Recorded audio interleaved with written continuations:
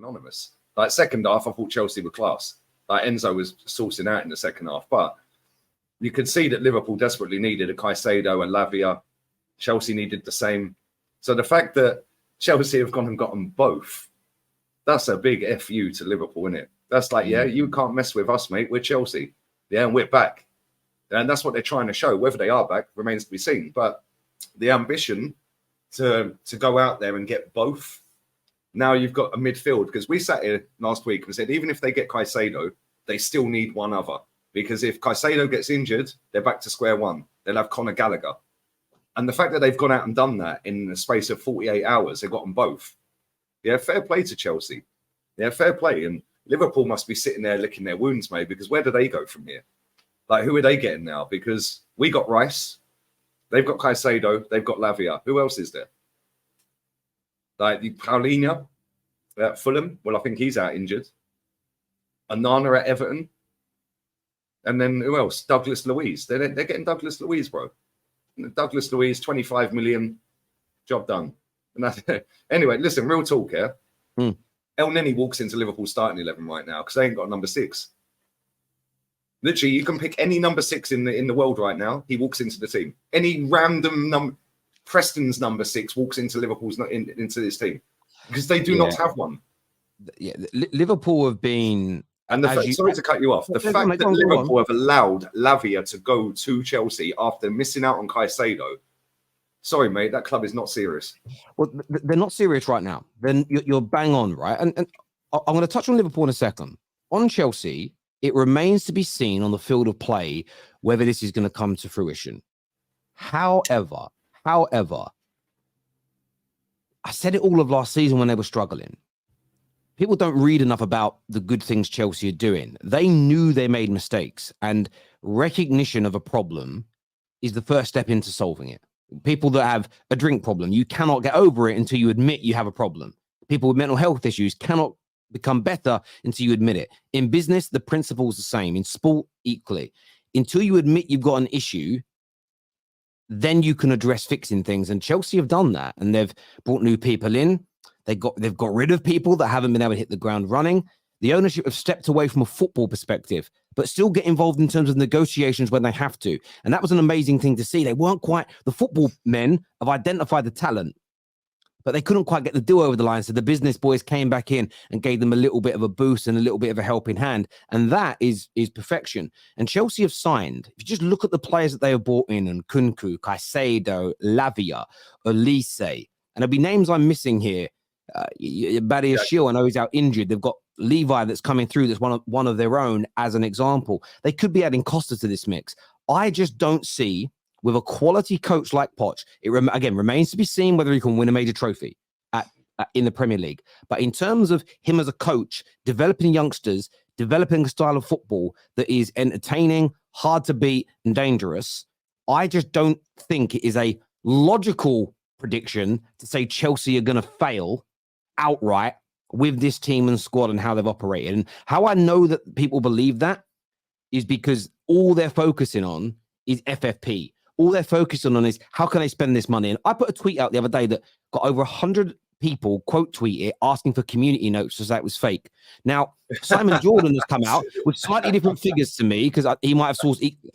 I would assume Simon Jordan's probably got access and contacts much deeper than mine to get figures. But it said exactly the same thing on TalkSport that I said about in the short term, Chelsea have actually made a profit on what they've sold based on what they've actually spent in cash. And the fact that everybody's trying to focus on how they might have done this dodgily, how the money might not be right, tells me they are absolutely petrified of what Chelsea are doing. And where you are spot on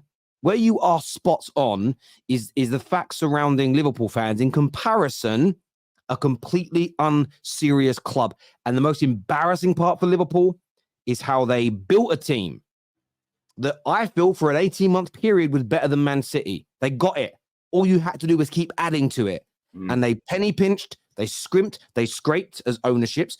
Klopp himself laughed at his own fans last summer when he said, we don't need midfielders. Look who I've got. He is accountable, partly as well. And they have absolutely dropped the ball as a management team and as a board. And their fans should be fuming with what's going on at Liverpool because they are completely unserious. And Chelsea, that had their worst season in 30 years, demonstrate what you need to do to get back to the top, let alone stay there, which is even harder. Yeah, 100%. Somebody in the chat said you can't blame Liverpool. They tried their hardest. No, they didn't. Because like Terry's just said, when they were title challenging year in, year out for that 4-year period or whatever, winning the Champions League, winning the domestic cups, on for a quadruple, not once did they try and go and kick on to actually get over the line every year. It was just, right, we go again next year, lads. We go again. Yeah. Then they go and sign Cody Gakpo. I mean, sorry, as good as he may turn out to be, not exactly scaring anybody, is it? Right, let's just be real with it. Going out there and getting a Caicedo a year ago, probably for a third of the money, putting him in that Klopp system, then they might have gone on and won the league. You know, going out there and getting a top player, you know, they went and done 80 million on Darwin Núñez. Like, I mean, come on. Like, yeah, cool, his record in Portugal looks great. He scored 14 goals last season. Yeah, it's hardly ripping up any trees, is it? And listen, he may go on and kick on this season, but they don't put the fear of God into you. Like, when you look at that Liverpool team, right, they got Trent. Okay, cool, Trent can cross the ball. They got Robertson, cool, he can cross the ball. Van Dijk's nearly dusted. I'd say he's probably done after this season. Konate's hardly ever fit. And then what else they got? Salah, cool. I'm not exactly worried about the rest of them. Let's be real with it. Yeah, when you look at Man City, they've got top quality all around the pitch. And even when they have players, I know we're going to talk about De Bruyne in a bit, and they've got players like that out injured, yes, that's a miss, but they've still got 7, 8, 9 other quality players. Liverpool ain't really got that. Yeah, and if Liverpool had just added 1 or 2 every summer of a real high end, yeah, not just, listen, overpaying for Darwin Núñez was ridiculous. I think even the owner of the club said, well, we thought they were going to bid 40 million. And they came in with 80. He goes, we couldn't believe it. Like, he actually, that's a direct quote from the guy. He actually said it. It was like, you've literally paid over the odds for that player who's not an elite level striker when you could have paid an extra 20 million on top and actually gone and got an elite level striker. Yeah, and that's the difference that separates Liverpool from everyone else. Because Liverpool, albeit they put the bid on the table, bro, I said this to you the other week, right? If they were seriously wanting to get Caicedo, yes, cool, put the bid on the table. You don't let him stay in London overnight. You get him straight in a taxi up the motorway, mate. 110%. And look, there's a few people saying lies and, you know, you're not telling the truth. Listen, bro, I mean this with respect, Steve. I know you've watched the Terrace for a long time. I know you have. But people have been talking about the decline of Liverpool for a few years. And what happened is you had that almost quad level season where your team performed miracle levels. But sometimes rivals are not being bitter. Sometimes rivals can see your problems clearer because they're not tainted by love.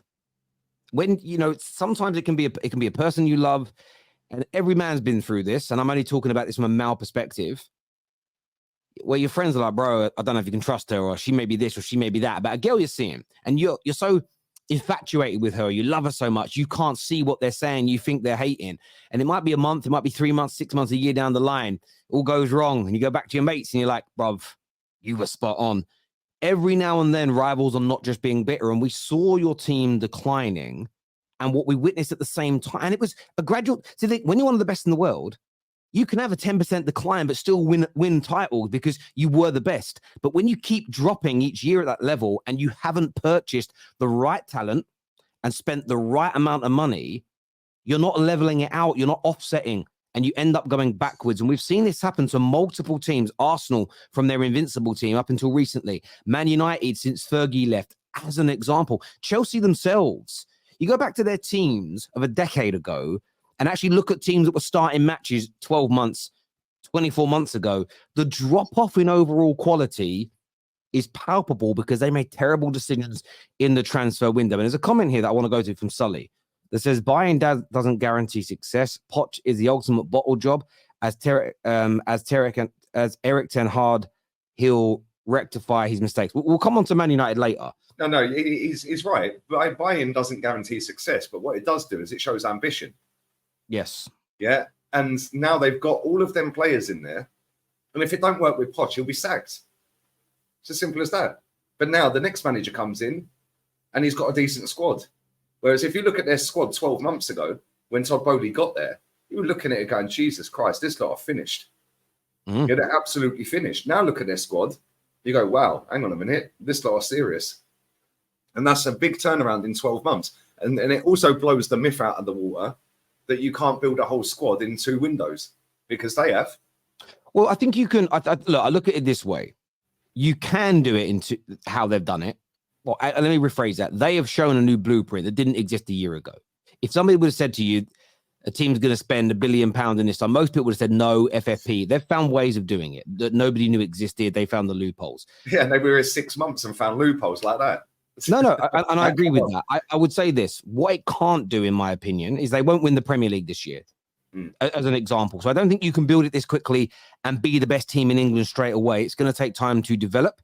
It's going to take time to progress. It's going to take time for some of these youngsters to flourish, purely because it takes young players time to flourish. But I do believe, to this super chat, they have bought quality. Poch, I've doubted him as a manager to win the major trophies. And I think a lot of Chelsea fans have that same question mark over him. But in terms of Poch's ability to develop a team to play quality football, I think he has a proven track record of that. So and we saw game week 1 against Liverpool, they started shaky 20 minutes. Then they dominated. And that is without Nkunku, Caicedo, Lavia, Elise coming on. Another goalkeeper that might come in. Badiashile out. I'm probably missing a name of another player or two that are not in that team yet. There's so much talent there. I think it's scary.